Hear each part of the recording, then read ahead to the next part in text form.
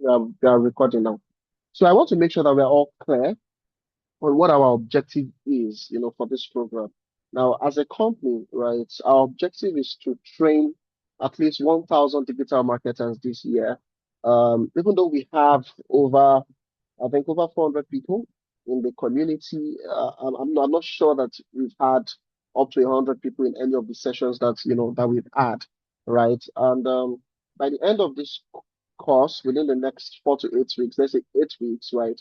We are going to make sure that if we're going to be giving out certificates, right, we are going to be giving out certificates to those that participated fully, right? Because we want to be able to throw our weight beyond, behind what we can vouch for. And let me put it that way, because as much as yes, it might have started as a free course, someone just investing in other people, right? We can't really say what the future holds. We're all hoping for the best, right? This could become a major digital marketing course that organizations would ask if you have it, and then it becomes a plus. Do you understand my point? So please, I would advise that we participate as much as possible. Let's interact. Let's make it as interactive as much as possible, right? So it is very important that we interact. That even on the group when we have assignments, we're going to encourage interactive sessions because the truth is that the corporate world is interactive. So there would be no, oh, you can't interact with your teammates when you have an assignment. No, there will be interactive sessions. We can interact as much as possible. In fact, we're going to try to make sure that every single thing we're doing requires you to interact with one another, plan together, strategize together, right? So that we can get the full experience. And I also want you to see this as a job. Let me put it that way. As you have started digital marketing. So it's not that you've started a class. If you are new to digital marketing, right, see this as okay, this is your first digital marketing gig. I remember when I was working for a particular US based company, right, that is into staffing and recruitment, right. One of the things that I did for them was managing their trainees and their entire marketing process for some of their courses. One of the things I learned, and especially about the way they do things, is that they didn't take the classes as though okay, it's just a class. One of the things that our tutors would always tell the students is take it as though this is your first job in this line. If you have never had the experience before, take it as though this is your first job in this line. So I'm going to tell you the same thing. If you've never had any experience with digital marketing or any marketing role for that matter, take it as though this is your first job in that line. Because at the end of the 8 weeks course, when you're doing your capstone project, it's not going to be based on theoretical things. It's going to be based on real projects, right? You're gonna you should have within that 8 weeks started having enough experience in content creation, right? Creating strategy, right? Audience insight, audience analysis, how to interpret data, and all of that. So if at any point you are going for an interview, for example, in any digital marketing role, you would be speaking based on real experience, not based on theoretical experience. I hope I'm clear on that, right? If you got that, you can just type 111 in the chat section, and if that's good, you can drop a thumbs up or drop an emoji so I can just see. So make sure that we're all listening and we're all following. Okay, awesome. Thank you so much for that. Okay, so I'm going to be sharing my screen now. Just give me a minute.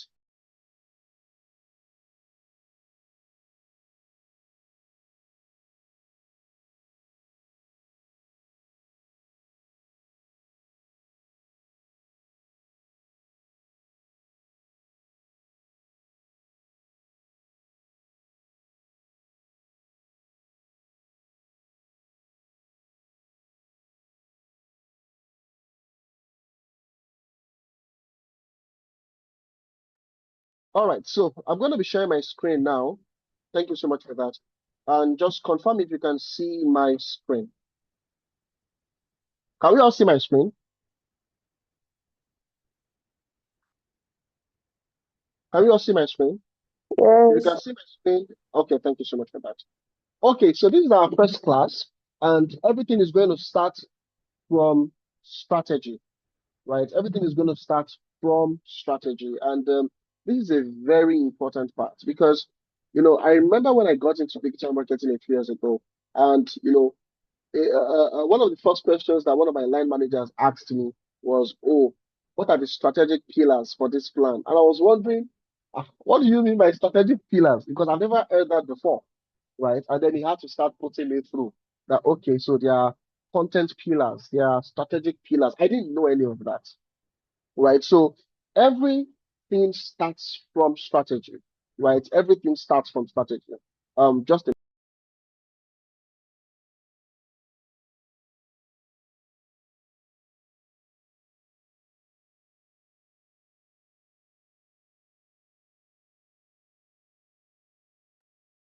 Okay, so everything starts from strategy, right? That's why I'm starting with this, from a strategic foundation, from a strategic foundation. And in this topic, right, I think the first topic we have is split into four parts. So we're going to be treating the first two tonight. So we might have, close to 2 to 3 hours. If it's more than maybe at the 1 hour mark, I'm going to, give a short, maybe a 10 minutes, break, a 10 minutes break, then we continue the class.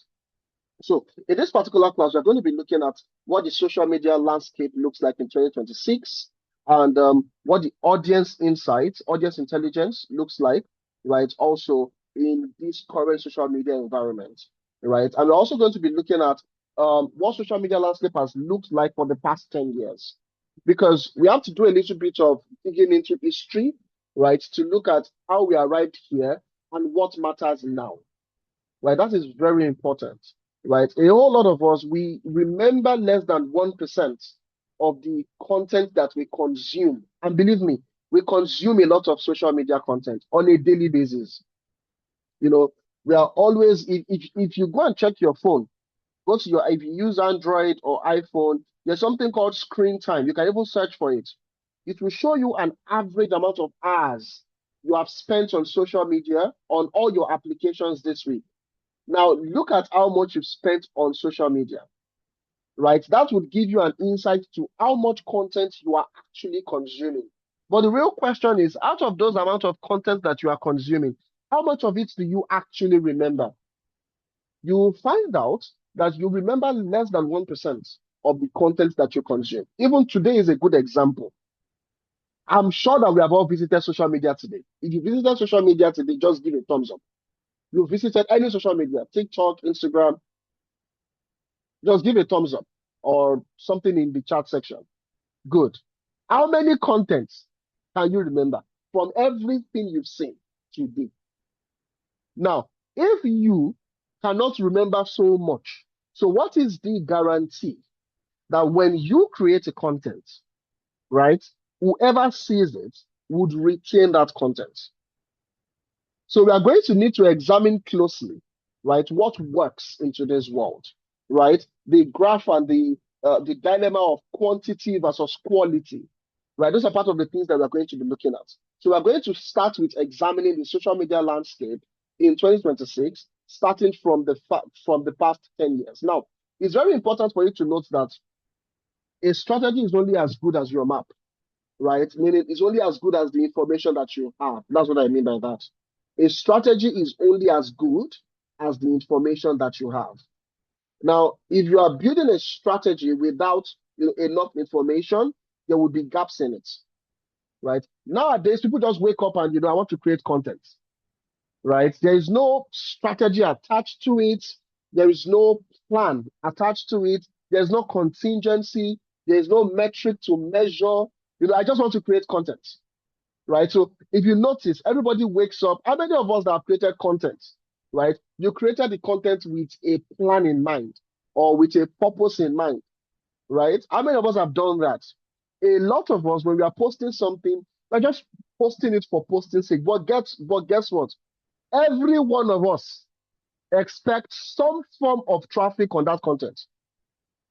How many of you have posted on social media? In fact, WhatsApp. And every 2 hours, you go and check the number of views that the post have had. If you have done that before, drop a thumbs up. You posted on WhatsApp and you go and be checking how many people have seen your WhatsApp post. Exactly. Thank you so much, Jacinta, for the response. right? You go and be checking how many people, if people, if you would even check how many people loved it, or maybe gave you a heart emoji. That means you are not intentional about the content, but guess what? You are expecting some form of traffic. You are expecting some form of reaction from the audience, even though you just posted it for posting sake. You just posted it because, oh, I saw this picture on my feed, or I saw it in my gallery. Let me post. But even though you posted, out of impulse or without a plan, you still expect some form of feedback from the audience.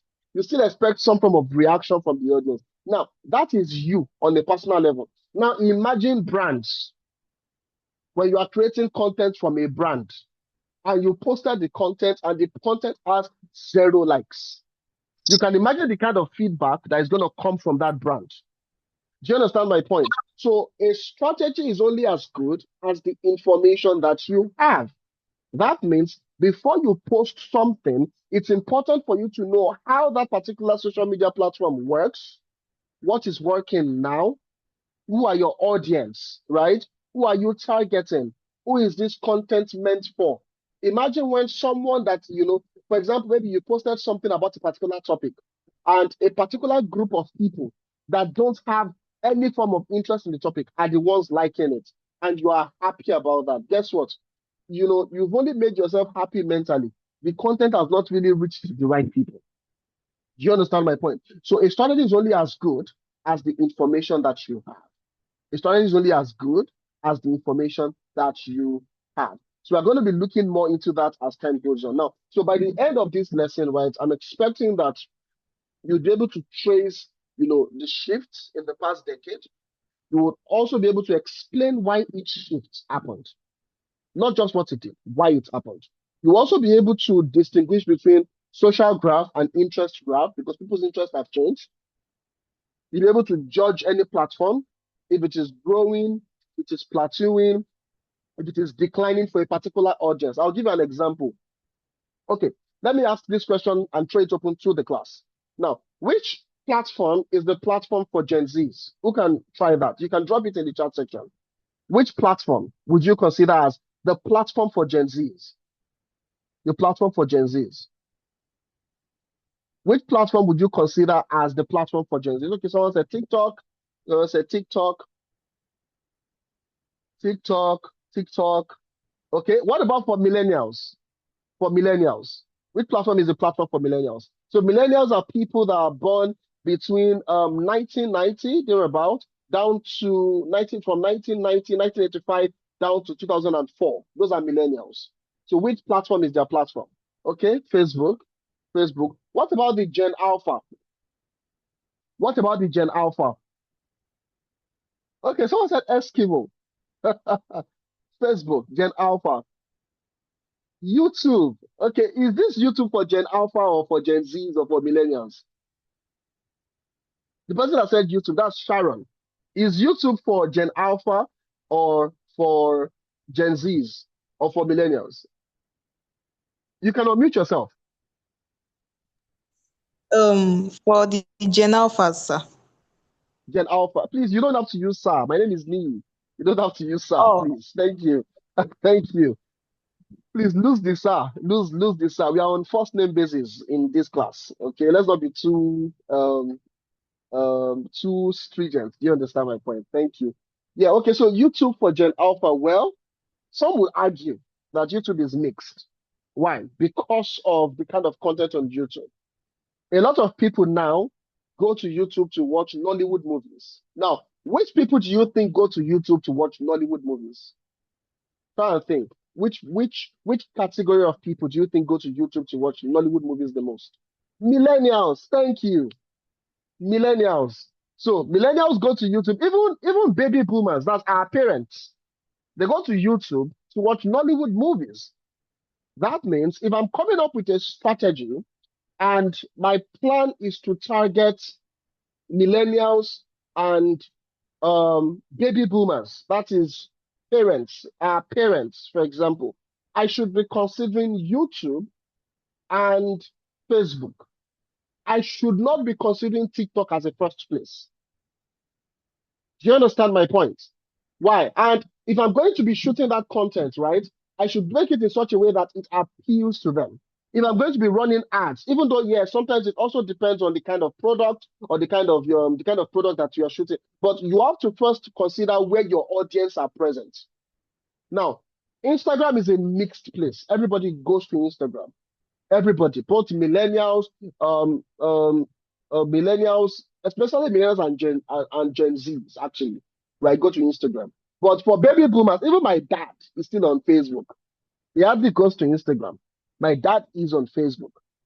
Do you understand my point? So it's very, very important for you to be able to distinguish, right?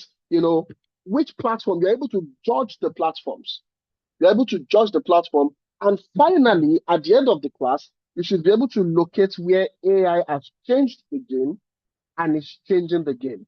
There's something I want you to note down this evening, right? It's something that Jeff Bezos said, and I said it yesterday, right? Those that will last are people that are leaning towards the future.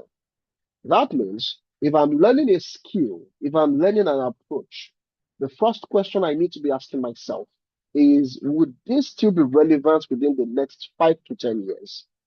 So that means if I want to learn digital marketing, any platform I'm learning, the question I should be asking is, would this platform, for example, would this approach, would this technique still be relevant within the next 5 to 10 years?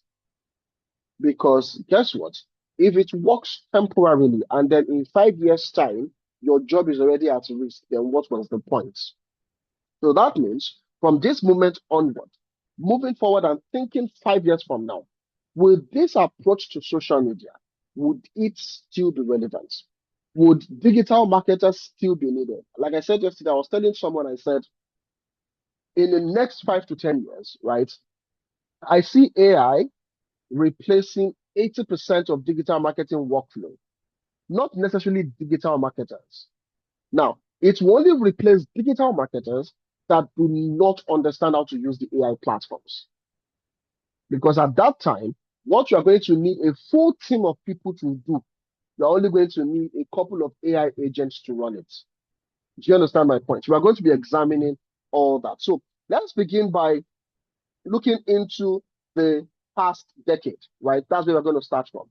What the last decade, now, what I mean by decade is the past 10 years, right? If you're still with me, could you drop an emoji just to be sure that I'm not speaking to myself?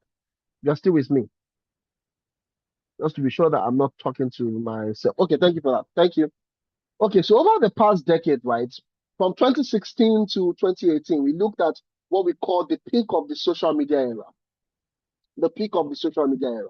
As at 2018, Facebook was recording over 5 billion people on Facebook, over 5 billion. The entire world is a population of between 6 to 8 billion. I mean, the entire world. While Facebook as a platform was recording about 5 billion people, 5 billion users, Facebook was recording an average user rate on a daily basis of around 2 billion people, average on a daily basis. On a daily basis. Now, fast forward to 2018, video and algorithm. Who can remember when Facebook bought Instagram? It was around this period, right? Just when Facebook was getting to the height and people were beginning to switch their appetites from pictures to videos, right? Then we started seeing the rise of Instagram. You can imagine what would have happened to Facebook if the company did not buy Instagram. You can try and imagine what would have happened to the company, right? Guess what? Facebook would have lost a whole lot of traction and they would have lost a whole lot of money because from their own end, from their admin end, from their situation room, from where they see the user activity, they were saying that people, or even on Facebook, were consuming more of video-based content than pictures. I remember when Facebook came out, I think I was in A-level school. I think that was in 2008 or 2009. That was when I got on Facebook in 2009, right? I remember that back then, it was all about pictures. You want to save an album on Facebook. You want to save your entire family picture on Facebook. You are in a particular place and you are snapping a picture to post it where? On Facebook. And then Instagram came. YouTube came, and then video became the in thing. And it's not just videos alone, videos and algorithms. Now, what is an algorithm? An algorithm is a piece of code that automates something. An algorithm is a piece of code designed to automate something. I'll give you an example. If all of us here, we are friends on Facebook, right? Or we are friends on Instagram, right? Facebook has written an algorithm, right? Because we are friends. Whatever you like, there's a high possibility that I will like it. So if you like a video, there's an algorithm that's already been programmed to show me the same video. Why? You liked it. Why? We are friends. So the common denominator is the fact that we are friends. Now, that is one algorithm. There's another algorithm that works based on interest. So that means Facebook and Instagram and other social media platforms, they began to create code, right, that detects interest, meaning what is this video talking about? What is this picture talking about?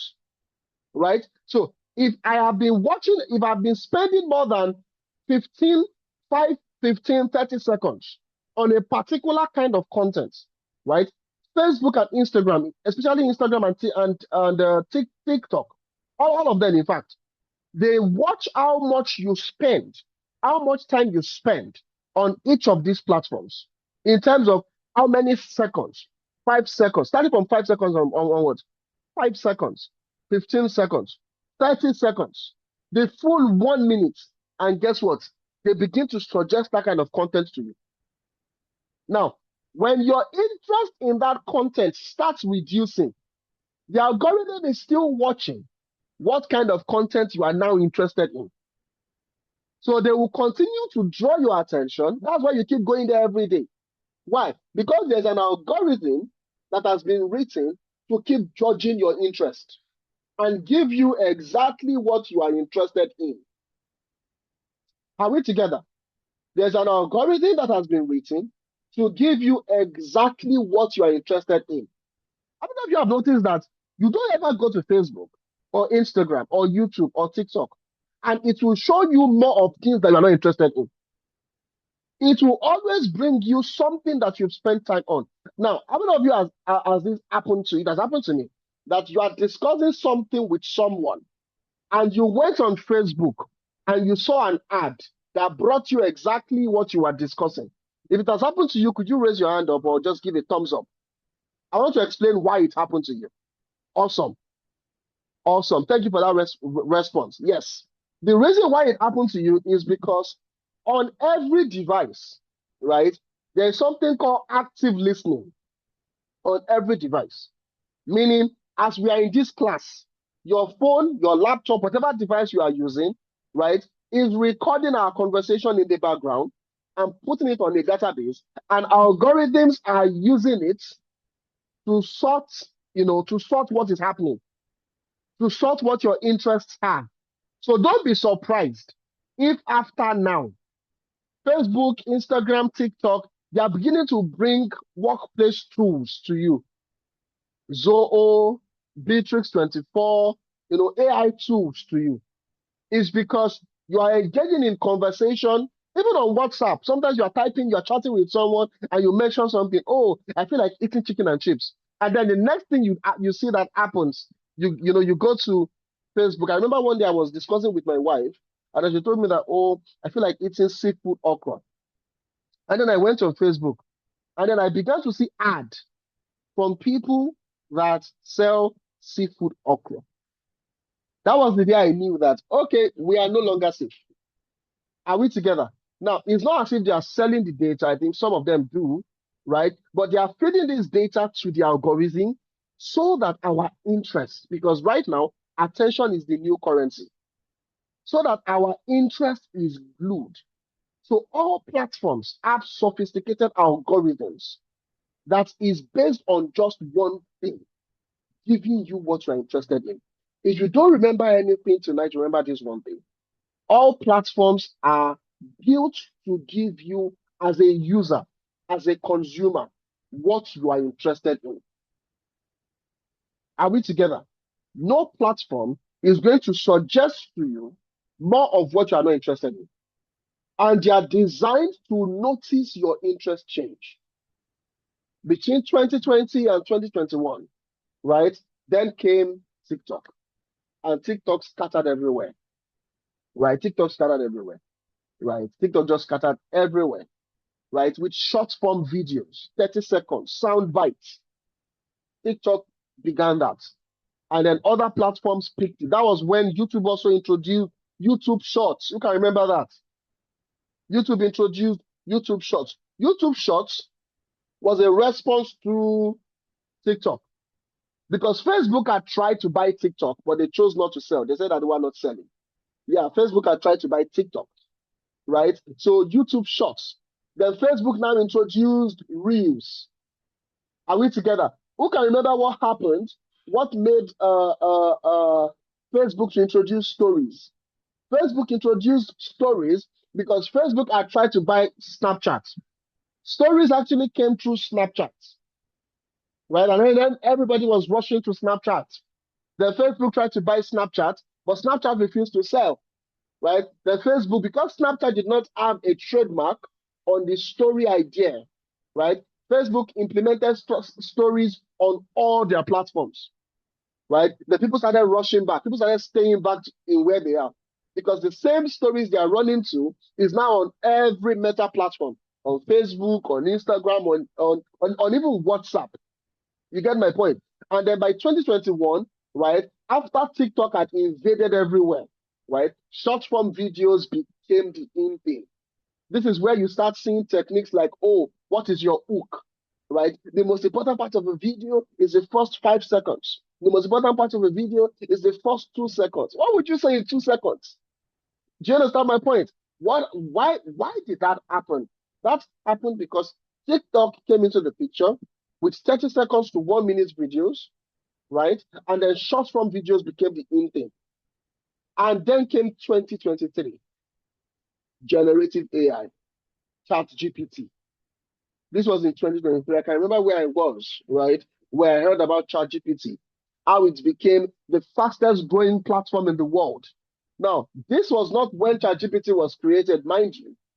ChatGPT was created about 10 years before that. Yeah, OpenAI created ChatGPT about 10 years before that. I think 7 years before 2023. I think it was 2013 or 2016, between 2013 and 2016, right? But when Microsoft gave them $10 billion, they had the power for marketing. That's exactly why you heard about ChatGPT that fast, because they had money to spend on marketing. You are still going to get to that. Money is very important in marketing, right? A client can come to you now and say, oh, I want 20,000 followers. What is your budget? 100,000. God bless you. We'll see later. I've seen very ridiculous requests on very ridiculous budgets. Believe me, very ridiculous requests on very ridiculous budgets. So ChatGPT came in 2023, 2024, and that is what we call generative AI, right? Augmented generative AI, AGI, generative AI that can predict text, AI that serves as a form of large database of knowledge, and it can give you back based on the knowledge you are requesting for. That's really what AI does, right? These AIs have been trained with a vast amount of knowledge and is only giving you back the knowledge that it has been trained with, right? That is 2023, 2024. And then came 2025. That's last year. And then we began to see AI agents. I first heard about AI agents, that was last year. Agentic AI. How an AI can go from just giving you text to actually acting on it. Take, for example, when ChatGPT came, it was just a chat. You asked it question, it gave you an answer. People started learning prompt engineering and all of that. You ask it a question, it gives you an answer. Now, it has gone beyond you asking it a question. Let me give you an example. Can we still see my screen? Can everybody still see my screen? Just respond very quickly. Can everybody still see my screen? Yes, sir. Okay, awesome. I'm going to show you something very quickly when I talk about agentic AI. So I was doing something on Brainiark today, right? And I asked Brainiark, hold on, I asked Brainiark, okay, just a minute.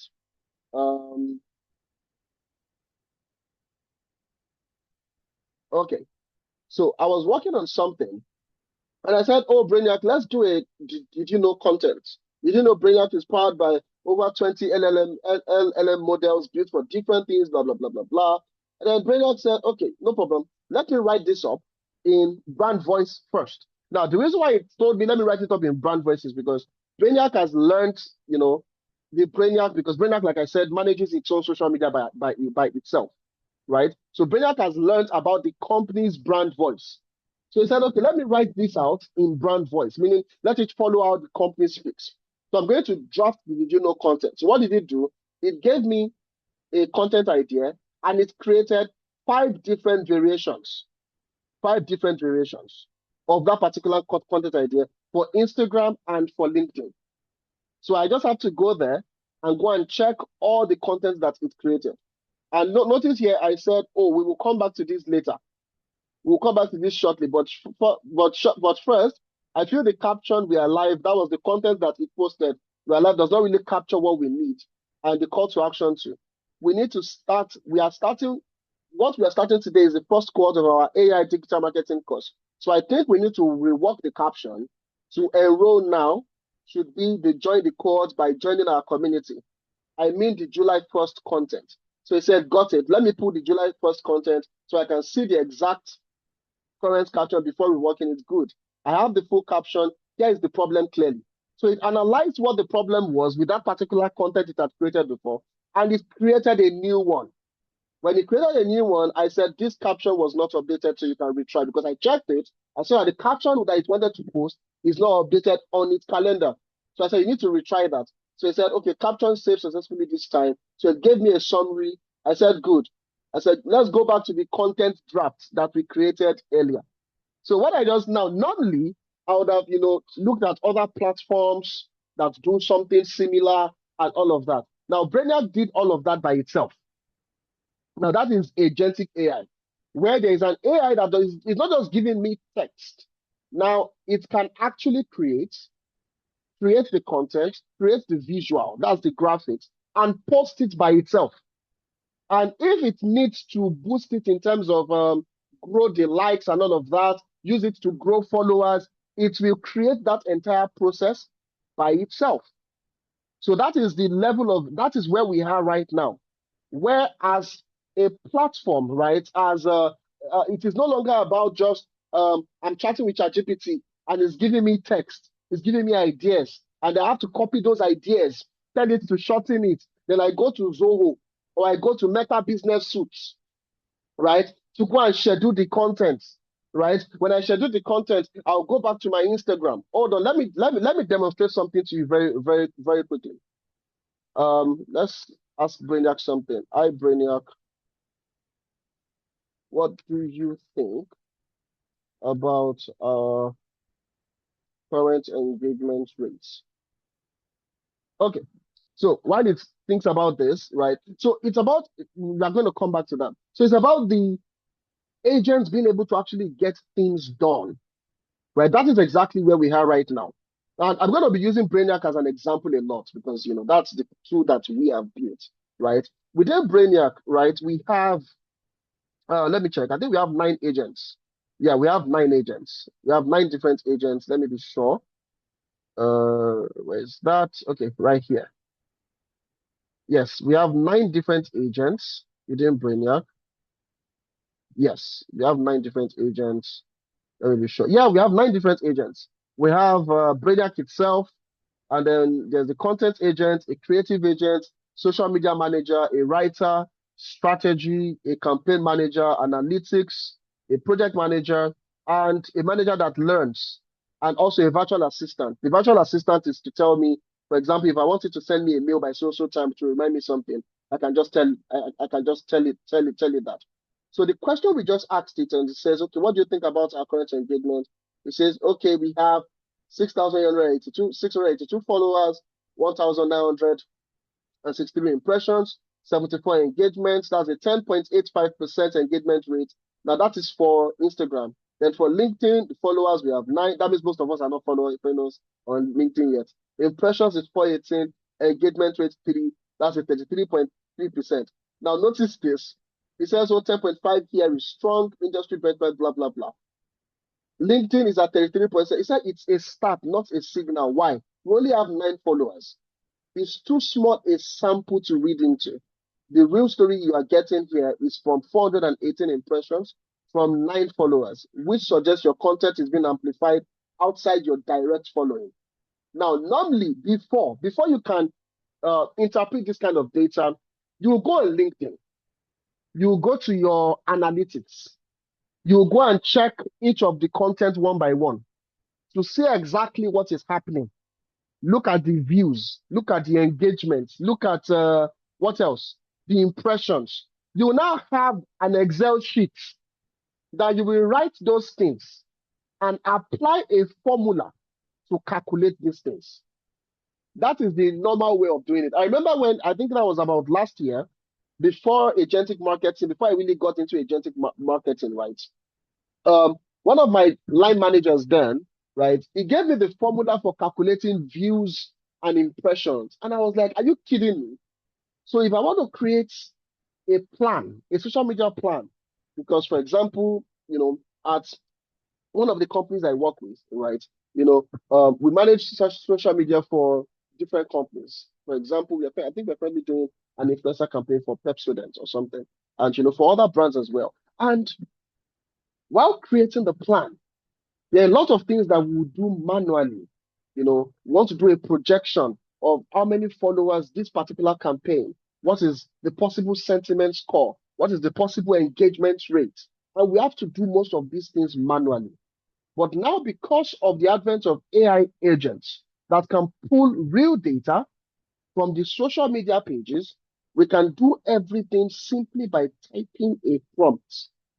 And we are getting the same data that we would have done manually, that would have taken us hours, can be gotten in 5 minutes. So can you see the massive shift from just generative AI? That is AI that is just giving you text. What do I mean by this? It can't give you real-time data, meaning it can't access any of your platforms, right? It's just regurgitating the knowledge that it has been given. Now, there's AI that can enter into your platform, look at your engagement rates, look at your content, look at your competitors' content, and tell you exactly which direction, right, you should be going to. Most of these things are things that we have to do manually. So I'm going to be learning, more of these things as time goes on. Are we learning something this evening? If you're learning something, please, you can drop a 111 in the chat section before I continue, so that I can know if I'm wasting my time or I'm just spitting rubbish. If you're learning something, let me see your chat in the chat section. Let me be sure that we are learning something. Awesome. Okay, so this is where we're going to start tonight. This is where we're going to start in terms of going into the real class itself, right? So the peak of the social graph, meaning where did everything get to the top? And that is where Facebook and Instagram ruled. And that is between 2016 and 2018, right? That was the peak. Feeds right now are shifting from chronological to algorithm rank, meaning it is no longer about who posted first. In fact, let me be honest with you, it is not really about the time that you posted anymore. That's the honest truth. It's about the interest of the audience. If someone posted at 8 a.m., right, and the people that you are targeting in your immediate location, that's where algorithm starts from, they're not really interested in what you posted. If another person posted at, say, 12 p.m., the algorithm would suggest that person's content, right? As long as it matches interest. That's it. So it's no longer about posting times, right? Before, we used to do those things because of feed. You only consider posting time when you have a large audience, a large following. Yeah. I won't tell you to discard it completely. I'll give you an example. You are just growing your social media content. I remember working for a particular company. It was a financial institution, right? And the marketing manager would always be like, "We need to post at least 3, 4, 5 times daily." Why? so that people will always see our content. And in my mind, I was like, the only people that will see our content if we post like that are our own followers, right? Are our own followers. Why? Because it's going to be on their feed. So they will see it. But guess what? If your followers are following plenty people, the chances that they will see it also reduces. I don't know if I'm making sense. When we are posting particularly based on just time frame, where I have to post by 8 a.m., then another post by 12 p.m. or 2 p.m., then another post by evening, maybe between 7 p.m. and 10 p.m., when people are already sleeping on their bed and traffic is high. Guess what? That works when you are targeting your own followers as a primary audience. That works when you have a large following. I don't know if you understand my point. But if, for example, you are just growing the page, meaning the page literally just started, I tell you this, it is less about the time of posting. It is more about the quality of the content. If you are not running ads, for example, for that particular brand, right, it's going to be a lot about the quality of the content. That's the honest truth. It doesn't matter the time you are posting it. No matter the time you are posting it, if you do not have an immediate following, right, the engagement will be low. If you don't have an immediate following. So we are going to be looking at strategies for growing a new page, strategies for growing an existing page. Do you understand my point? So when social media was at its peak, Facebook and Instagram, right, were the king, right? But one of the things that place introduced was algorithm, just like I explained earlier. Facebook's organic reach for brands was already collapsing, right? People were already, pulling their money from Facebook when it comes to ads, right? So that was when, like I said earlier, Instagram, I think I've already covered this before. Instagram stories launched, borrowed, from Snapchat and all of that. So I'm going to skip this. Right? We are going to make this particular slide available to everyone. Okay, we're going to make this available. And also the video itself is going to be available on the Brainiark Academy community as well. I'm going to skip all of this. I think I've already spoken through all of this particular section. Yes, I've spoken through all of this particular section so that we can, because I think I'm already clocking an hour. Okay, so let's look at the synthesis, right? How to bring everything together before we go into the next phase. That's how to judge any platform, right? So we have 7 particular timelines, right? So starting from the social graph, we move from the social graph to the interest graph. And what does that mean? That means from who you know what you're interested in, which is exactly what I said earlier. That social media has moved from just focusing on your following, right? When the platforms are focusing on who you know. Right now, it's based on what your audience is interested in. So that means the first thing to consider when creating any social media strategy is the interest of your audience. Now, that is when you already know the audience. We're still going to look at how to craft your audience, but you always start with interest. Interest first.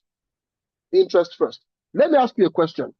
How many of us don't want social media to be easy? I mean, you don't want content creation. You want content creation to be easier. Can I see your hand up? You can drop a 111 or something. You want your content creation to be easier. For example, I think in less than a month, I've been able to create about 69 content just using Brainiark. And definitely, we're not posting everything, but I think I already have like 69, right? I get about 69. Good. Now, imagine every single person wants the work to be easier. So that means in this context, your interest, right, is a new way, a faster way to get the same thing done without losing quality.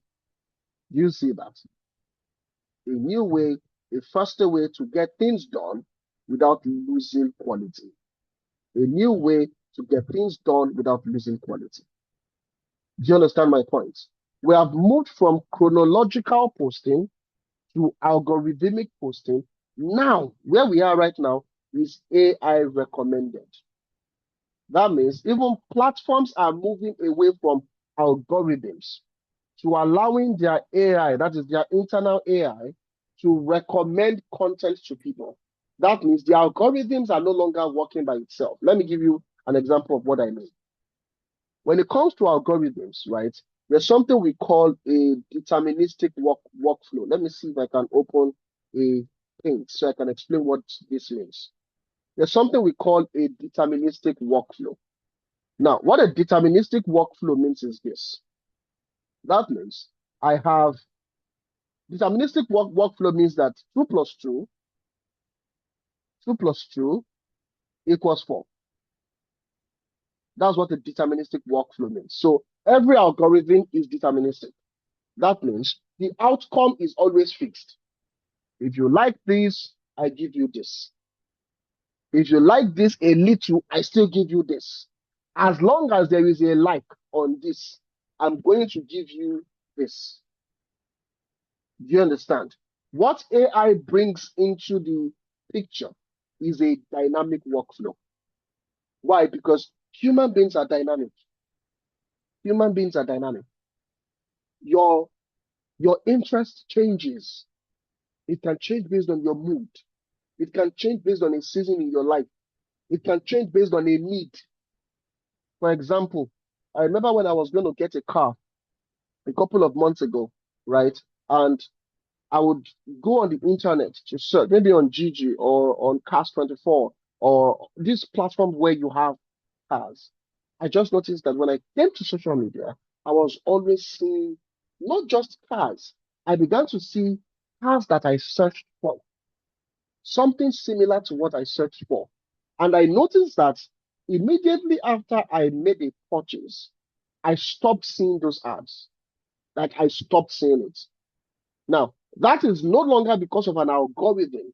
That is based on an AI that is not only creating data from my likes alone. Now it's creating data from my activities. Emphasis on activities. The location I go to, the things I'm talking about, the things I'm watching, the things I'm searching for on the internet, conversations I'm having. Now there is an AI behind the scene that is looking at all of that, aggregating the data, and doing what? Suggesting to me based on what is happening in my life at that present moment. Do you understand my point? I don't know if you understand what I just explained. Please, if you understand what I just explained, can you drop a 111? If you don't understand, drop a 222 so I can repeat myself. You understand what I just said? Please just drop a 111. You don't understand? Okay, drop a 222. Thank you for that. Okay, so let me try and explain it again.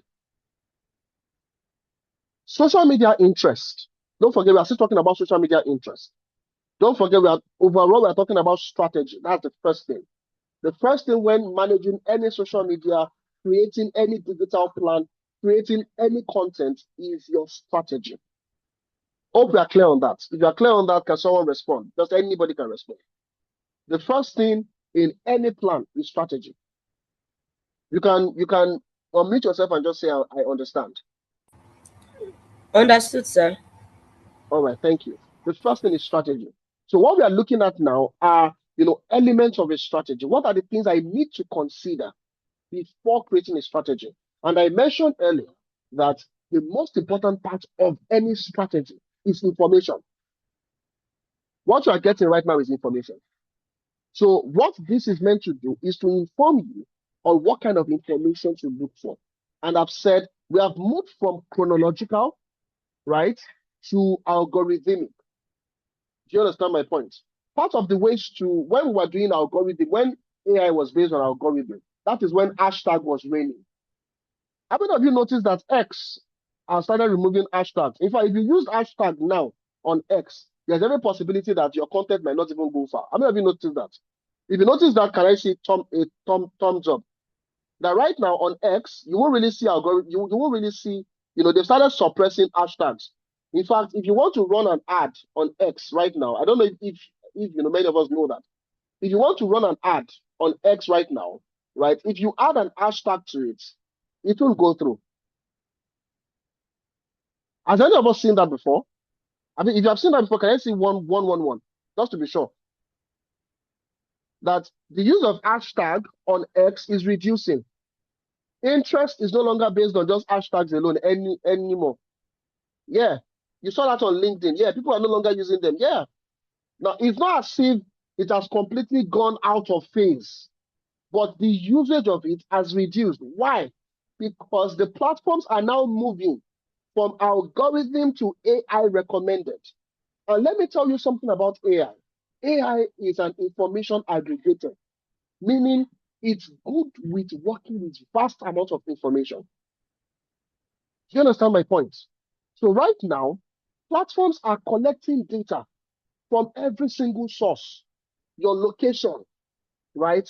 Your activities, right? Your interest. Even on Netflix, you go on Netflix, for example, and you are watching a particular video, right? So platforms are collecting all of these data to pinpoint what your interest is per unit time. I was working with an e-commerce brand about 6, 7 years ago, and I was doing a lot of research into Amazon, and I watched a lot of documentaries on YouTube about Amazon, how they work.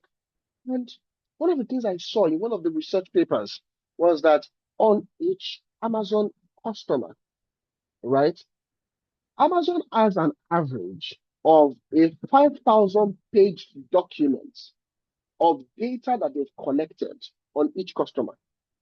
5,000 pages, an average. And this is just for average customers, not for their best customer. Average customer, meaning you don't even buy. Maybe you just go there once in a while. Someone said, one of the professors predicted that very soon, Amazon would be able to tell when people are pregnant, even before they know. Why? Because of the amount of data they are collecting. Because take, for example, the shopping preference for pregnant women changes. Why? They start having cravings. They might not even know that they're having cravings. They might not even know that, for example, maybe their body size is changing. And they don't even know yet. But the Amazon algorithm was collecting enough data to predict such things. So imagine how powerful social media was in the age of algorithm. Now imagine how powerful it is and will be in the age of AI. Still, because now there is a more effective tool collecting the data and interpreting the data. So think about that. So what I'm trying to explain here is that in creating a strategy, right, you must be able to use AI to pinpoint the interest of your audience. It's that simple. All the explanation I've been making since morning is to arrive at this one point. What does this mean? Humans are deciding less and less each year. That means you are not even the one deciding what content to see. The AI is looking at your interest based on all the data it has collected and is collecting, and it is deciding for you. How many of us have gone on Facebook and you saw a content and you used, there's this button that is always on Facebook sometimes, right? Not interested. I bet you, if we start doing a survey here, we might maybe find maybe one or two persons that have ever used that button before. There's a not in some of us might not even know that it's there. When it suggests the content to you and you say not interested. So can you see that how much information that you are consuming is decided by you is reducing less and less, is reducing more and more. Do you understand my point? We have gone from text and photo to video and then to short form.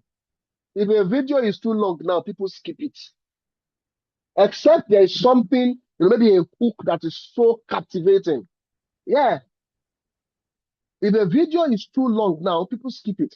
If a video does not get attention within the first 5 seconds, it's skipped. Except if it's a bad news, because people in the media will say that bad news is good news.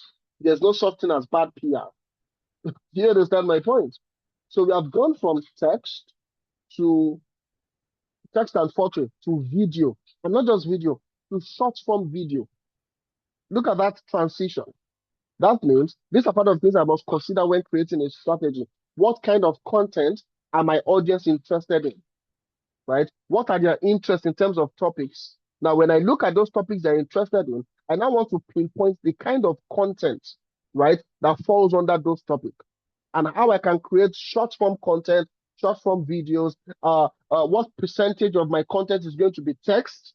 What percentage of my content is going to be videos? What percentage of my content is going to be short form? What percentage is going to be carousels and all of that? What platforms will I find my audience? Are we together? Now, followers are the assets. Now, how many of you have gone in a particular social media before, social media post, and the reason why you commented was simply because you saw a lot of comments? If you have done that, if you look at the number of comments, not even the comment itself, the number before you comment, type 111. If you look at the amount of content, exactly, that means it's not really the quality of content you are looking at. It is the number of contents you saw, the number of comments, I mean. And because of that, you also commented. How many of you have liked a post because many people liked it? Yeah, I even me too, I do it. Plenty people liked it. Let me also like it. That means the chances that people would like your content, your own content, don't go your own. The chances that people will like it, right, depends on what they see when they saw it. That means how many likes already existed. It's just like it's the same thing with money. You are more likely to invest in a business that other people have invested in. It's that simple. You are more likely to like a content that other people like. And that is just the idea of virality. How many of us know that virality can be engineered? That it is not random. Most times it's not random. If you know that type 111, that virality is not random. Now, most of the content you see that go viral, it is not random. Oh. Please, if you know that type, if you don't know that type 222, you thought it was random, please type 222. Oh, wow. I put it to you. Virality is not random. No, it's not. Virality can be engineered. You're going to learn that. It can be engineered. I'll give you an example. I'm not going to mention the brand here. But there's a particular brand that I'm currently on a project with, right, with a team of people. And the plan is currently happening. The plan is to make people keep remembering that particular brand without mentioning the brand's name. I'll give you an example. Assuming the brand is a shoe brand, we have a list of influencers that will keep talking about shoe.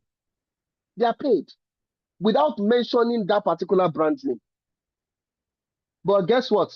The colors they will use are that brand's color. The keywords they will use are the brand's keywords. So imagine, let me use a fashion brand. What fashion brand should we use? Let's say, what fashion brand should we use? What fashion brand should we use? Let's say Gucci, for example. So imagine people talking about a Gucci purse without mentioning Gucci. And then they're just talking about purses. But the color they are using are Gucci colors. Right? The keywords they are using are keywords that you will find in a Gucci ad. So that means the next time you see a Gucci shoe or a Gucci purse, right? The digital marketers, we have already programmed your mind with all the influencer content you are seeing, right? That the next time you see a purse in that color, a purse that is using those words, that is the purse you want to buy. And next thing you know, you see a Gucci purse that has that particular color, let's say color green and color red. Whereas all the influencers have been using red purse. In their videos, they are carrying red purse, right? They're talking about how amazing it is to feel like this. And when you now see the particular product, you say, yeah, this looks like the product that this particular influencer was talking about. But guess what? They never mentioned any product. Do you understand my point? That is called engineering. We are actually engineering your mind towards a particular product without mentioning the product. Part of the ways that digital marketers and people in the marketing world do things like that, we align a lot of micro influencers. Yes. Even influencers do this. When they shoot a content and you see other people will start reposting that content. Most of those people reposting the content paid to repost the content. They're not doing it for free. We call them micro influencers. You're not doing it for free.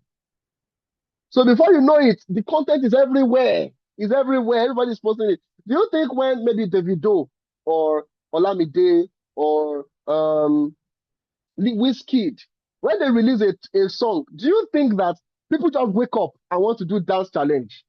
There is a digital marketing agency somewhere that has a list of micro influencers and major influencers that have been paid to jump on the trend so that you too will jump on the trend and everybody is on the trend and you think it just happened. Say you think about it now. I go lie for you. Think are we together? I hope you're learning something. So it is not random. Are we together? It's not random. It's not random. 80% of viral content are engineered. 80% of viral content are engineered. So this should let you know automatically that, my time is precious. So these people that are making me like this content are paid to make me like the content. Simple as ABC. Yes, they are paid. They are paid. And it's not just, so we would have major influencers, let's say macro influencers, right? Then we have micro influencers. Then we have nano influencers. So we can have maybe 2 or 3 macro influencers. Then we will have maybe 50 micro influencers. They will now have like 1,000 nano influencers. That before they post, there's a group that we have created and say, okay, before you post this content, send the post there so that we'll make sure that the post aligns with what we want before you post it. So when they are posting it, we decided that this is what they should post. Yeah. So virality is and can be engineered. 80% of the time, it is engineered. Yeah, 80% of the time, it's engineered. The remaining 20% can come from the algorithm and all of that. But 80% of the time, virality is engineered. So now, use this information I just gave you to think about the amount of money that is being spent for your attention within the social media and digital marketing space, within that market. Think about the amount of money that is being spent within that, circle for your attention. Do you understand my point? I don't know if you're learning something. Think about that. That is why the big companies keep winning, because they understand that virality is engineered. Look at how much people spend for this. I think for Big Brother, for example, to be the head sponsor on Big Brother right now is about 2 or 4 billion or so. Why? Look at the thousands. I think we're still discussing it because there are a couple of brands that we're working with that wants to do something in Big Brother, right? Look at the thousands of people, and we're discussing that that recently the audience has reduced. People have become less interested in Big Brother. Why? Because the amount of people watching it is reducing less and less. Now, who are these people that watch Big Brother? Majorly millennials. Majorly millennials. And that class of millennials, they have started giving birth. Sapa is only many of them. So nobody has time for Big Brother again when they're hustling. So right now, the show is trying to appeal to a younger generation. Why? Because the millennials that are watching it the most, their interest has changed. They've entered a new season in their life. I remember when we were in school then, maybe university and co, it's all about Big Brother. It's all about Big Brother. Now, you come back from work, they've not paid your salary, you have house rent to pay. They're not thinking about, is it a missing also? Do you understand my point? Interest has changed. So because interest has changed, audience view has also reduced. Now there are now agencies that are trying to now make the show appeal to a new audience more. Look at how audience interest is changing the direction of a multi-million-dollar show. Can you see that? So followers, right? Followers as the asset has now moved from followers as the asset to content market fit, meaning which audience is interested in your content. That's the meaning of content market fit. We have gone from manual creation to AI augmented creation. That means before I can create one content, You know, let me explain the flow within, some of the circles I have worked. So we have a strategy team that does research. Strategy passes it to copywriters. Copywriters will create the copy, the script, the all of that. Then the copywriters will then pass it to the creative team. Creative team will do the design or the videos or the scripting. Then the creative team will now pass it back to the copywriters. The copywriters will now pass it to the digital marketers or social media managers. Social media managers are the ones that will now schedule it, do the content, the hashtag analysis, post it on the social media and continue the optimization. We'll now get the data from that optimization, send it back to strategy and say, okay, from this content that we did, this was the results. Take the information and use it for the next content. And then the cycle continues. If each of these team I mentioned is just one person, I just described a 5-man operation. Now, you that are just starting business, you now want to create viral content, but you now hired one social media manager. You are now expecting that one social media manager to work magic.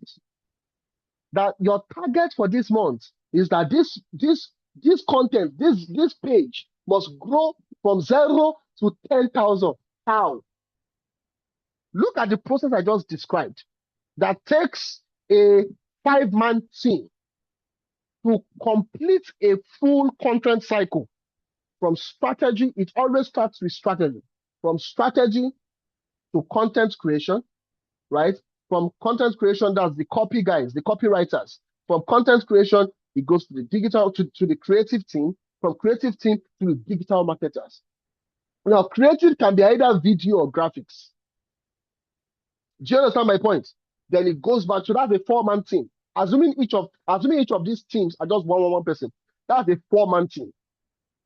So now only when you are now the strategist, you are the copywriter, you are the social media manager, you are also the digital marketer that will create the ads and also optimize. And then you have to take that information and start the cycle again. I don't know if how many of us have been frustrated by this experience. What I just described, this flow and client's expectation, expecting you to do the full walkthrough. If you have been in that situation before, could you type 111? So I will know that I am not alone. Exactly. You can relate. You are only you. You are expected to be the strategist. The client will ask you, look at what this particular company, look at what they are doing. Can't we do something like that? And you say, okay, now, Oga, will you be available to shoot content? Oh, am I very busy? I'm very busy. Yes, you love what this company is doing, but it's like most times I don't even know how to go about it. Exactly. Just because you can't be everything. Now, it's good to know the entire workflow. That's the truth. But the truth is, you can't be everything. Assuming you are at a position whereby you have a team working with you, and what you are doing is reviewing all of this process to ensure quality, emphasis on quality, right? That is what AI augmented creation brings. Whereby there is another tool. Let me use the word tool now. A system has been put in place to do strategy. I'll give you an example. I have a routine I created on Brainiark. I said, okay, every Monday, analyze these competitors and give me content ideas based on what they are doing. So that means every Monday, I have fresh angle of content ideas. Now, this is something that normally I will sit down. I will check their Instagram, check their Facebook, check their TikTok. Okay, how did they write this copy? Okay, how did they do this? How did they do that? This is something that I would usually do manually. Now I can create an automation and say, analyze XYZ competitors and give me at least 5 to 10 content ideas every Monday based on this content direction and this strategy that we created. Do you understand my point? We're going to learn that practically, so don't worry about that. We're going to learn that practically. Our Saturday classes is meant to be as practical as possible, okay? So just relax. Do you understand my point? So we are moving from manual creation to AI augmented creation. I remember what made me to start building Brainiark. Let me give you a backstory before I go to my next point.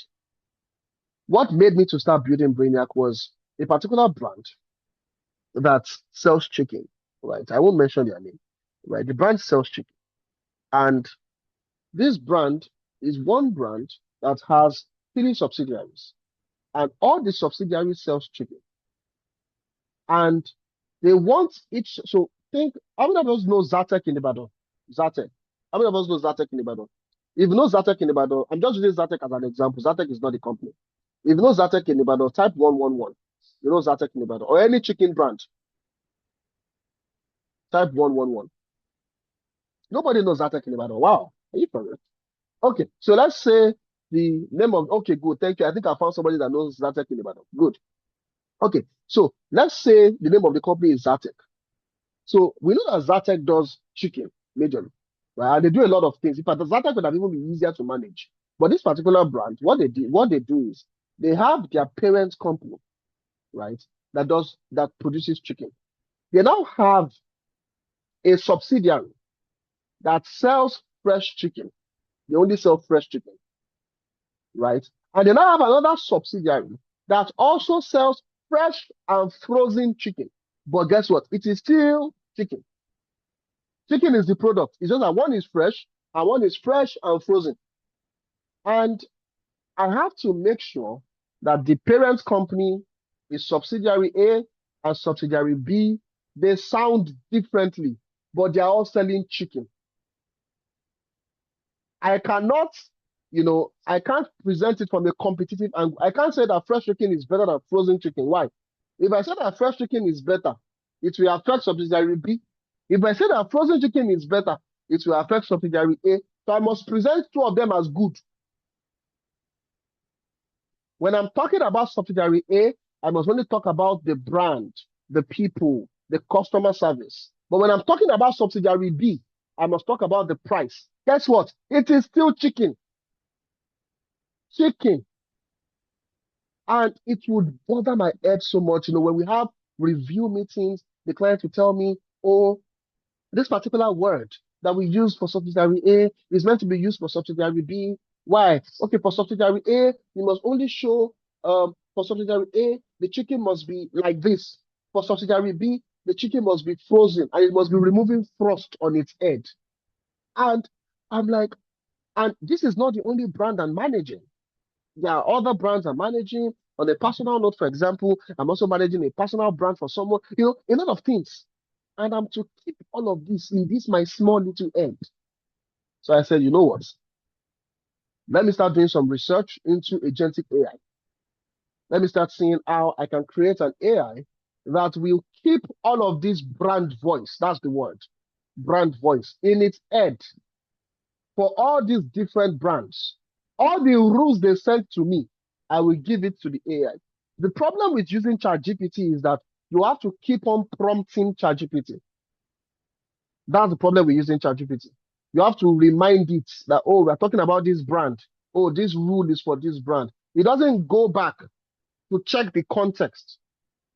That was one of the issues I had with ChatGPT, right? So that was what led to creating Brainiac. That, okay, we need it to be strategy first, and it must retain brand voice.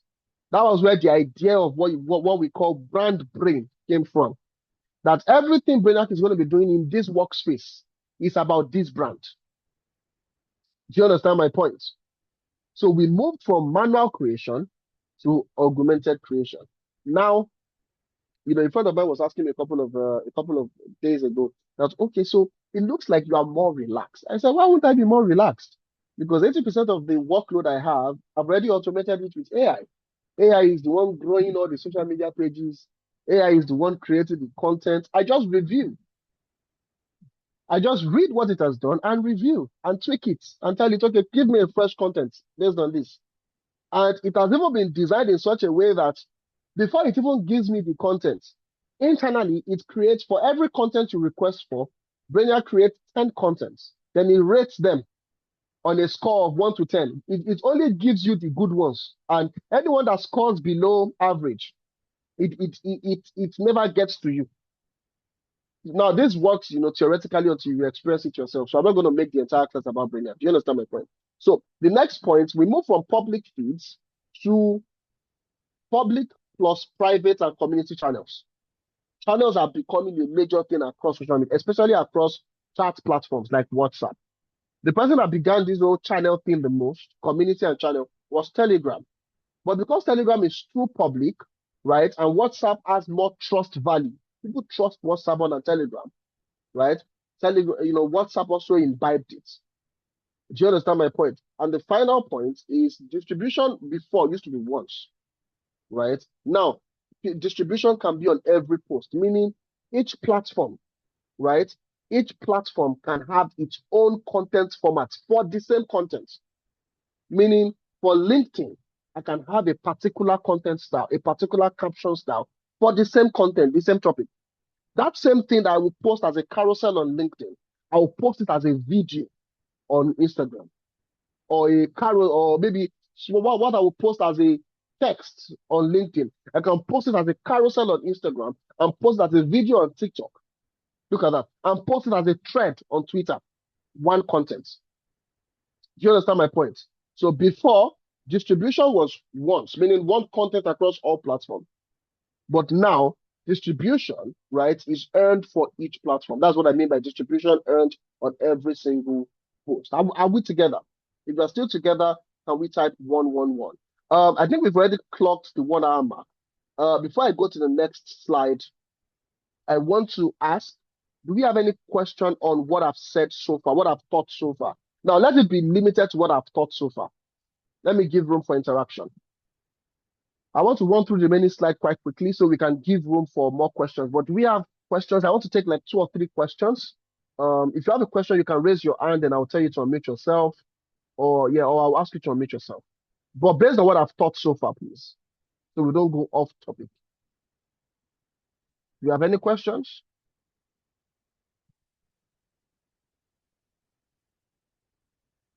Okay, I don't see any hands up. So I'm going to assume that there are no questions. If there are no questions, just type 111, then I continue with my slides.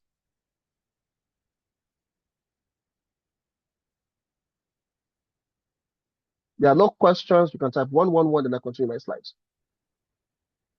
Okay, awesome. So, no questions. Okay, so we're going to, I want to try and wrap up within the next 30 to 35, 40 minutes so that we can have the last part of the class as interactive as possible. So how to judge any platform? Number 1 is user growth, right? Number 2 is attention, meaning how much of real focus do people really, give this particular platform, right? Right now, this can vary based on content type, right? This can also vary based on audience as well.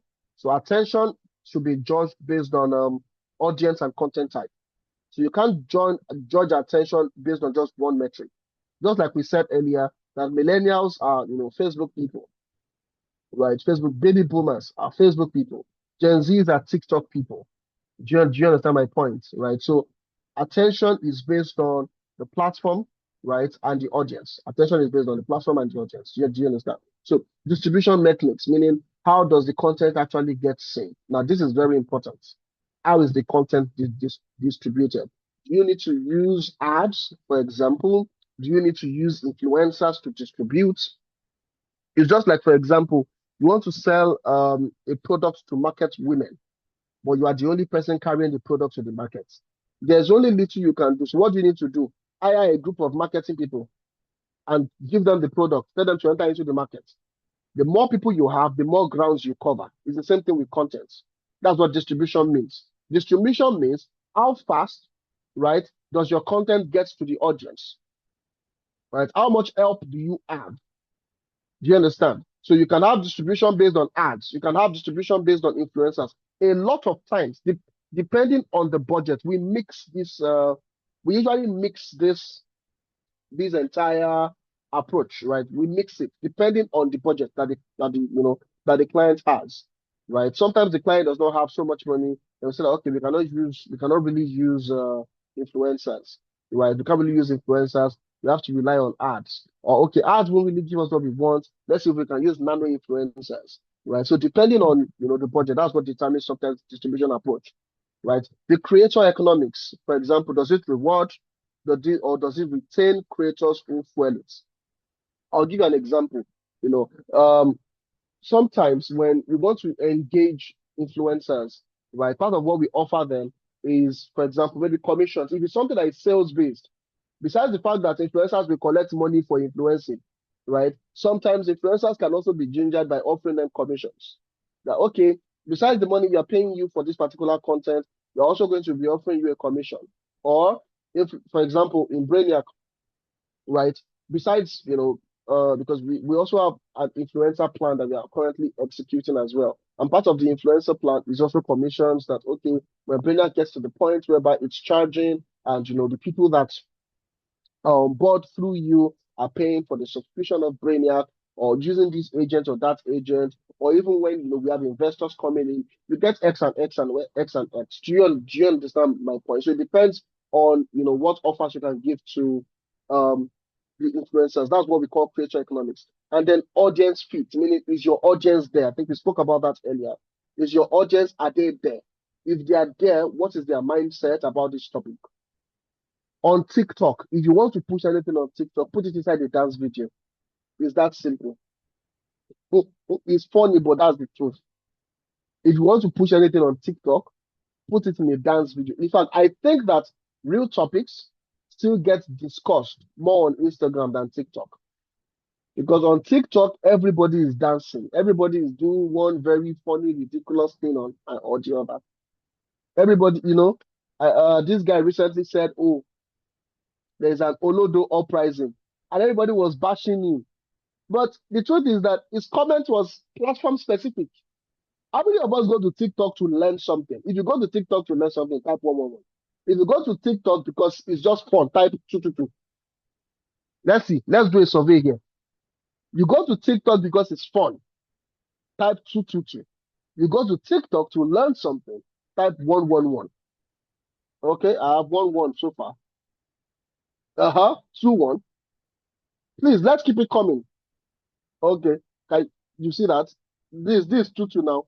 Oh, 3-3. 4-3. Now the fun people are now more than the learning people. Who else? Who else? I don't go to TikTok at all. Can you imagine? I don't even have the account. So you see what I'm talking about. So that means that if I'm creating a particular video, for example, and it's targeted at Gen Zs, I have to make it fun if I want to use TikTok. Why? Because Gen Zs have very short attention span. Do you understand my point? That's exactly. It's always I don't even go to TikTok at all. That's exactly my point. So looking at the audience fits, right? The things they're interested in. If it is too complex, they will just scroll past it. That's the truth. That means now you have to make it as simple as possible. As simple as possible. As simple as possible.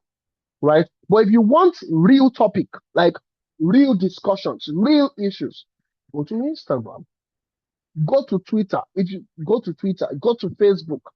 You want a professional setting, go to LinkedIn. Do you understand my point? So look at how the audience, the audience fits determines the platform and the content type. If I want to sell Brainiac, for example, maybe I want to create content about Brainiac and I want to target Gen Z, even though Gen Zs are not really, that much of our target for now, right? I mean, on TikTok now, right? We've heard Gen Zs on LinkedIn and Gen Zs on TikTok because Gen Zs on LinkedIn are serious about their life, meaning they are coming there. They're not expecting, I don't know if you go to LinkedIn and you're expecting to see a dance video or someone dancing or shaking bomb bomb on LinkedIn. You will say, this is wrong place, wrong content. Because even LinkedIn is going to suppress the content. LinkedIn algorithm will never suggest that content to anybody. Do you understand my point? Look at or you go on TikTok and you type how I made my first 1 million on TikTok. And you are typing long message. Nobody is going to read it. Why? Good content, wrong audience. If you want to communicate that same message to this particular audience, right? You need a fun video. A video that starts with fun. Do you understand my point? A video that starts with fun. That's just the way it is. Do you understand my point? So that's that concerning how to judge any platform. Now, growing, plateauing, and dead, right? Growing, plateauing, and dead. Right now, short form video is still the center of discovery. Text for text post platforms like LinkedIn and X, they're coming back up, right? They're coming back up. There was a time that LinkedIn traffic reduced a lot. Broadcast and private channels are really, really climbing. That is society and community management. Let me shock you. This particular strategy we are using for Brainiark, that is creating a community, creating a course, Brainiark itself researched and created this strategy. So we are just executing the strategy that it created. Yeah. Brainiark itself created the audience persona that we should be looking for. Brainiark itself told us to target social media managers, digital marketers, and agencies, business owners. But starting with social media managers because they'll be able to give us first-hand feedback on the value of the platform. Agencies will be able to give us money because they can pay for the platform. Brainiark literally told us that social media managers might not be able to pay for the platform at the beginning. Why? Because they've not gotten any value yet. True or false? Let me ask you a question. If you saw Brainiark and you are registering, and the first thing we said was pay X amount, how many of us will pay? If you will pay, type 111. If you won't pay, type 222. He said stray bullet. It's not a stray bullet. Even me, I won't pay. Yeah, you say you can imagine. Look at the 222 as how it's plenty. Even me, I won't pay. Why? Because I've not seen the value. Give it to me. Let me try it first. Let me see the real value. If it really makes my work easy, let me see how fast you respond to the issues I have. If I tell you I have XYZ issues, if I tell you, oh, can you make Brainiac do XYZ? Can you customize it this way? And you're able to do that. Okay, now I'm getting some real value. That means it's not another AI tool that just came from, from US and bombarded us here in Africa. Do you understand my point? That's exactly so. Brainiac told us that if you want to make money, target agencies. You want to get real user feedback, target social media managers and digital marketers. So right now we have what is called a two-pronged strategic approach. In fact, I think I should be able to show you that. Maybe I can show you that strategy here. I think it should be somewhere here. Yeah, I think it should be somewhere here. Let's see if I can find it. Yeah, I think it's here. Yeah, this is the strategy right here. He did a SWOT analysis, business objective, market analysis. Oh, hold on. No, this is not the right page. Let me see if I can find that place. He did the entire thing that, okay, this is what the strategy should be. This is how it should be implemented. So what we are just doing is I don't know if I should be opening this strategy though. Okay, hold on. I think I already have a bug here. I'm not sure if I should be opening this strategy. Will I be opening this strategy to you guys? No way. I'll share this strategy maybe later. But my point is, Brainiac created its own strategy for us to I want to try and see. Okay, I think I see where the issue is. So it created this strategy for us to be able to know exactly who our audience is and how to reach. Hold on, I think I'm in the wrong place. Okay, I'm going to have to fix this later. We'll come back to this. You get my point? So it kind of created the strategy that we are currently implementing and the platforms that we should be targeting. When we were going to run ads, we didn't run ads on Facebook at all. Why? Because we are not targeting millennials, right? Only. We're targeting millennials and Gen Zs that are within the social media space. At the same time, we are also very active on LinkedIn. So right now, we are active on two platforms primarily, LinkedIn and Instagram, intentionally. It's very intentional. Why? Because we did a strategy, and in the strategy, we saw that this is where our audience is. And I didn't even spend, I think strategy was done in like 5 to 7 minutes. Do you understand? Now, as much as Facebook still commands a huge reach across Africa, right? But with the organic reach for Facebook is declining. Why? Because those on Facebook, right, the season they are in their life, they are not in a content creation season.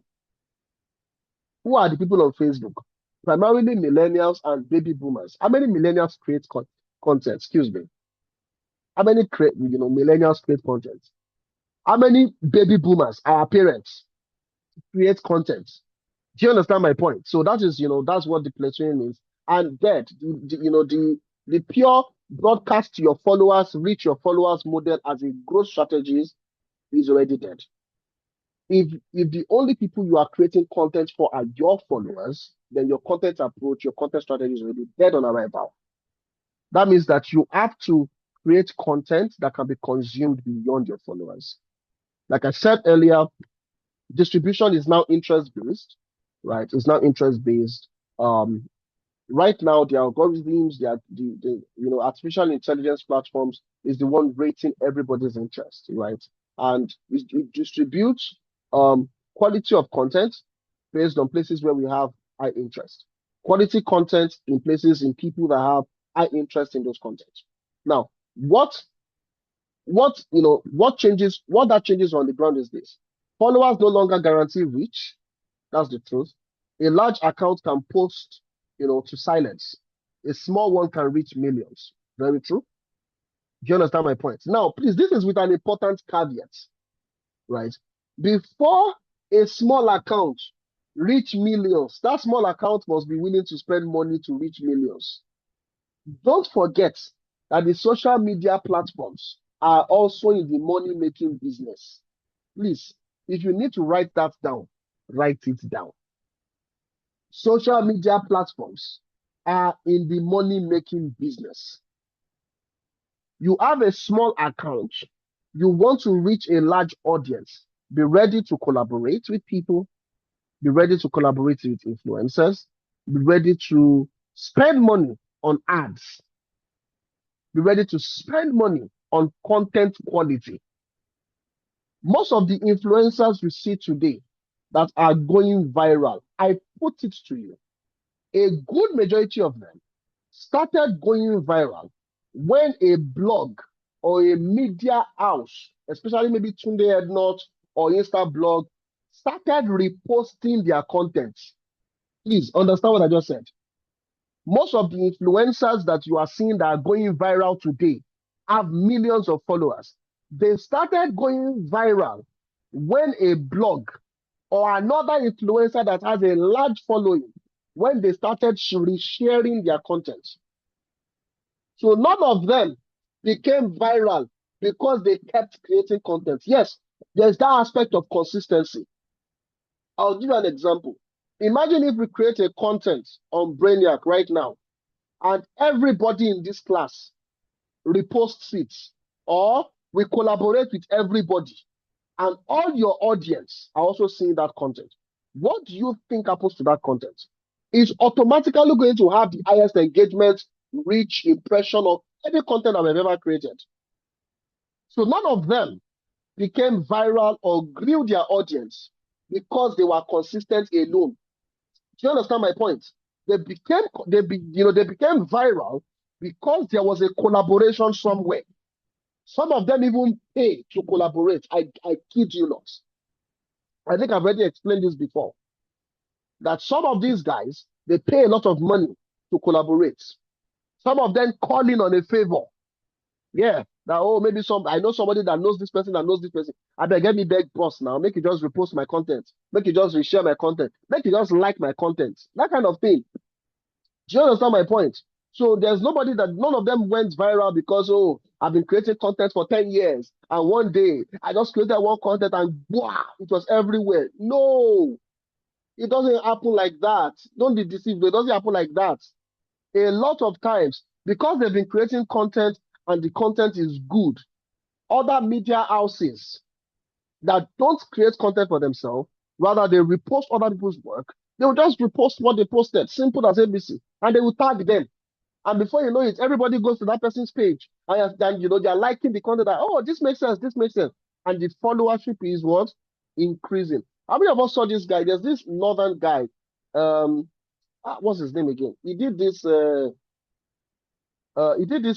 challenge. He sings. He does this comedy, music comedy like Kenny Black, right? I've forgotten one of the content that he created, but it was a very, very fun content back then. The moment Kenny Black reposted it, right, Cracks TV also reposted it. His followership grew immediately. And what did Kenny Black do next? He invited him to a show. And then they created the content together. his followership increased even further. So look at that. Now, besides that content that went viral then, right? If you go and check his page, you will find out that the quality of content has not been the same. Not because he has stopped creating content. It's just because out of like 100 content he created, there was one that was a very interesting content because it was relatable. I think it's something about entering bus or rather trek. I can't remember the song, but the sound is in my head. I'm trying to pinpoint it. But many of us would have seen that content before. Do you get my point? Right? So it's no longer about the number of followers you have, right? There has to be a strategy. Is my strategy to collaborate? Is my strategy to rely on ads? What if I told you that now this also is Brainiark led? What if I told you that we spent uh less than I think 40,000. Yeah, I think we spent less than 40,000 on the ad that got us about close to 300 people that we have in the community today. We spent less than 40,000 on the ad, to be honest with you. Less than 40,000. So imagine if I just said, oh, I'm going to keep on creating content.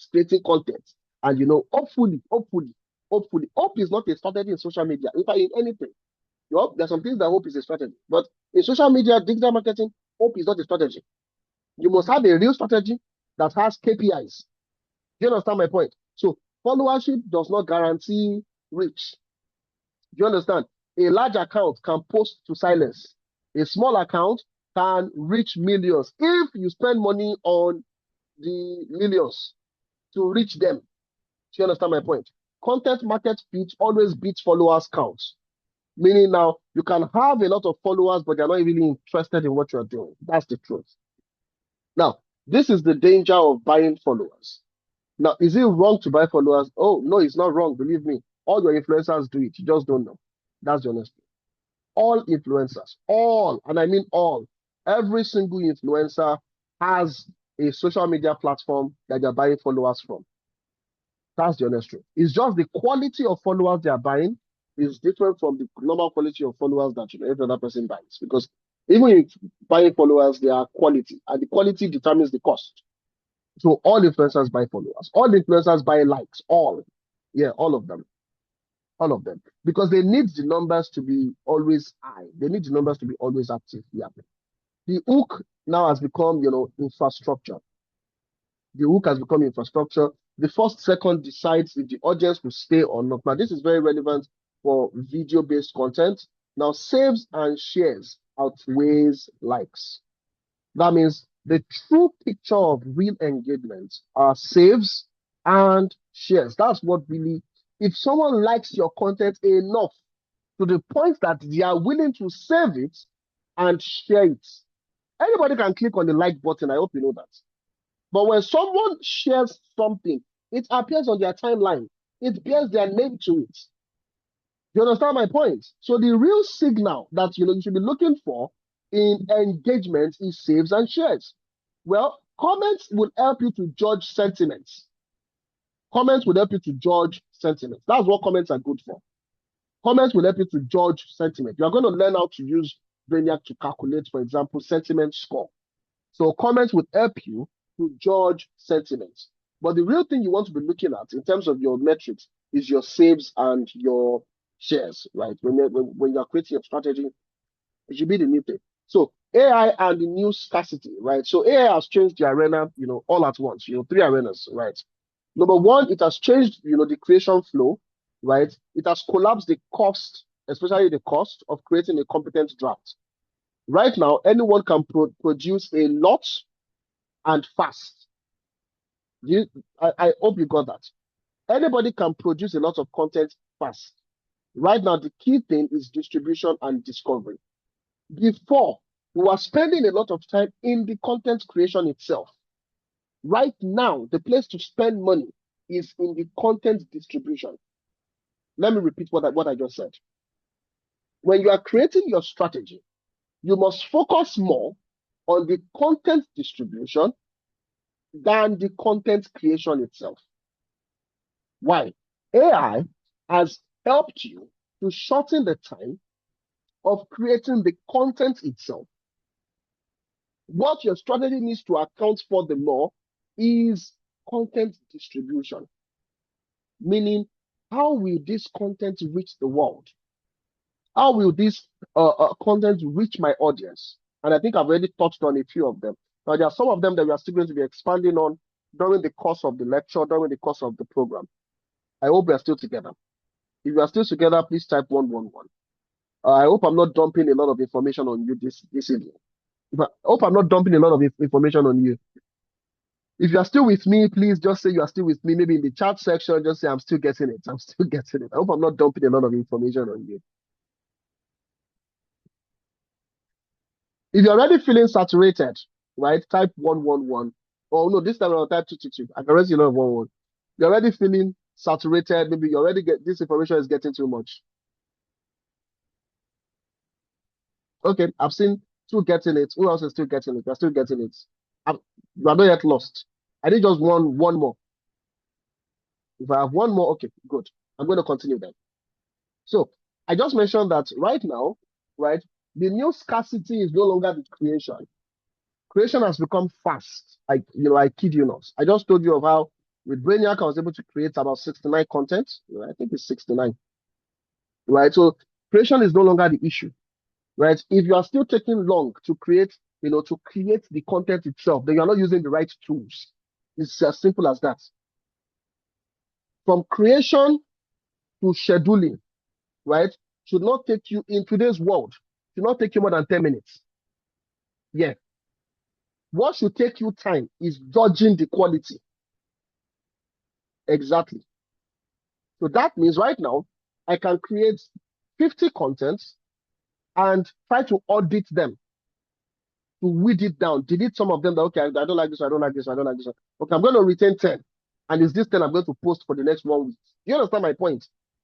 So right now, content creation has become faster, has become less expensive.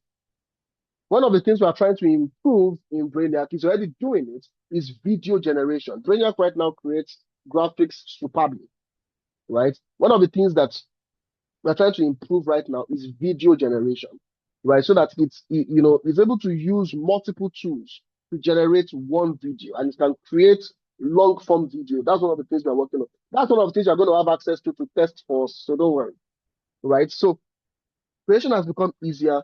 And, one of the things that has led to is, having to judge what makes AI, good enough content. Do you understand what I'm saying? That means that the scarce thing right now is the strategy, the distribution. Just like, I have been talking about. Distribution is the key thing. So your strategy must solve distribution problem. Yeah, it must solve distribution problem. It must solve distribution problem. Because if you have good content, no distribution, nobody knows your content is good because nobody is seeing it. Do you get my point? You have good content, no distribution. It's just like someone that has a good product. You know how to cook good food, but nobody is eating it. Nobody knows that you can cook. So that means your skill, only you knows. Do you understand my point? So where does this land us, right? In the tool set you use, throughout this course, you're going to learn how to use your brand brain. Your brand brain is like I mentioned earlier, what is going to keep your brand tone, the consistency you need across all contents you'll be creating, all your digital marketing plan, all your digital marketing activities, right? It must be centered around your brand brain. So how many of you saw the brand brain? I think that's where most of us got stuck. Those of us that got stuck, when you are creating your Brainiac account, it asked you, it told you to give it an information. And when you gave it to it, it said, I'm generating your brand brain. How many of us saw that? If you are creating your Brainiac account and you saw that, can you type 111? You saw that Brainiac generated your brand brain. Awesome. Exactly. Now that brand brain can be edited. So I'm going to show you how to do that. That's the last practical side. Saturday class is more practical, right? Everything we have learned in this class, how to use Brainiac to do them. That's what Saturday class is for. So Saturday class is a practical class. The Thursday sessions are going to be the theoretical ones. And I think I'm enjoying the live class more than just giving you a video. So That we are going to see how it's going to go. If I'm going to have the time to always be with you like this every Thursday and Saturday, I'm not promising, but let's see how it goes. So where was I? Where this lands? So in the tool set, we're going to learn how to create your brand brain, you know, and the goal of this is to keep output voice, to keep on the voice at volume. What this simply means is that to make sure that your content, your strategy, everything is consistent with that brand, right? The brand brain was created to solve one problem: consistency. Do you understand? Consistency. So that you don't have to go to ChatGPT to say, oh, this is the brand, these are the documents, oh yeah, create strategy. You don't have to do any of that. Because Brainiark already understands the brand, understands the audience, understands the competitors, right? Creating a strategy becomes easier because all of those things are in context.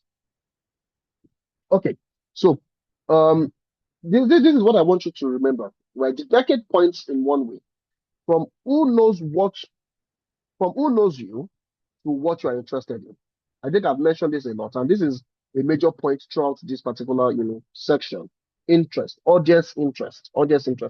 Content market fit beats followers count. Distribution is interest based now. That means that the AI is deciding based on interest, and whoever is interested in that topic, right, are people that we see your audience. Right now, people don't know so much about agentic marketing, which is one of the reasons why we created the digital marketing course so that we can teach about it. So the interest in agentic marketing is not so high. I'll be very honest with you. Why? Because people don't even know what agentic marketing is. If you've heard about agentic marketing before this course, could you type 111? If you've never heard it before, type 222. You've heard about agentic marketing before this course, type 111. You've never heard it before, type 222. Okay, I've seen two people that I've never heard it before, three people, four people. That's five now. Five people. That's six that never heard it before. Awesome. So seven never heard it before. Exactly. Right. You so 1-1. So we only have about I think one or two persons so far that has heard about agentic marketing before, right? And like I explained before, this is where you have AI tools doing the heavy lifting. So you have a team, and your team are the AI tools. Do you understand my point? Okay. Audience intelligence. Now we are just about to get to to the second course for the night, or rather the second point for the night. Okay, I think I have just 10 minutes more for this session. Okay, I think I'm going to keep this till the Saturday class. That means Saturday class, I'm going to have to run through this.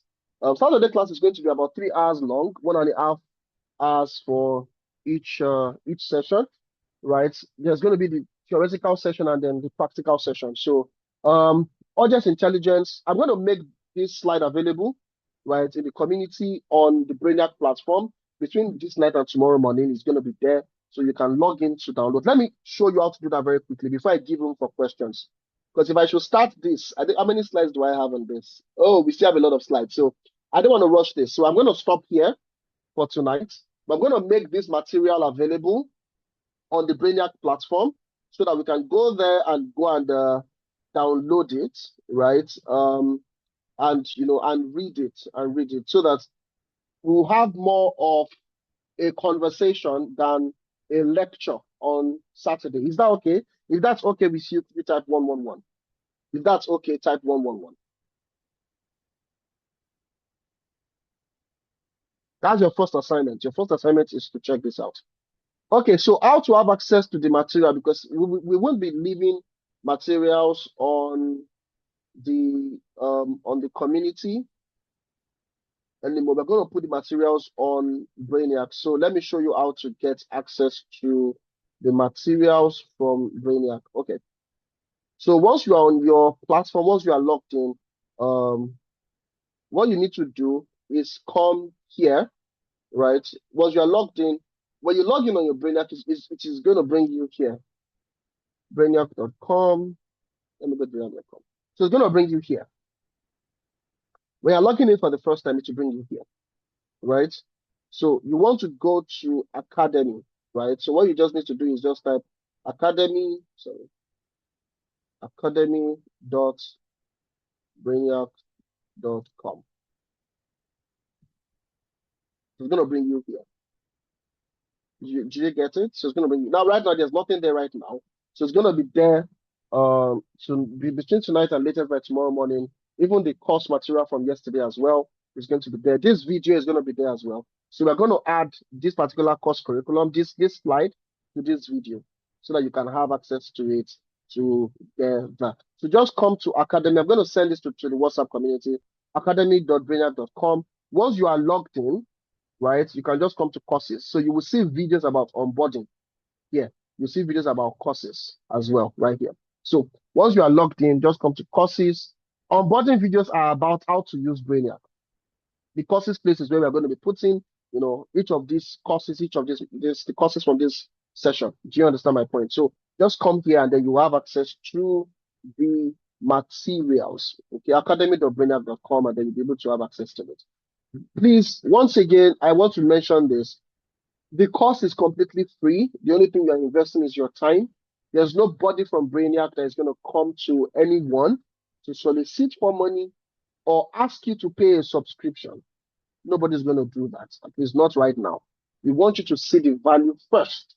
Value first. If at the end of the course you don't see the value, it's all well and good. But as you are using the platform, we appreciate the feedback because that would help us to keep on improving.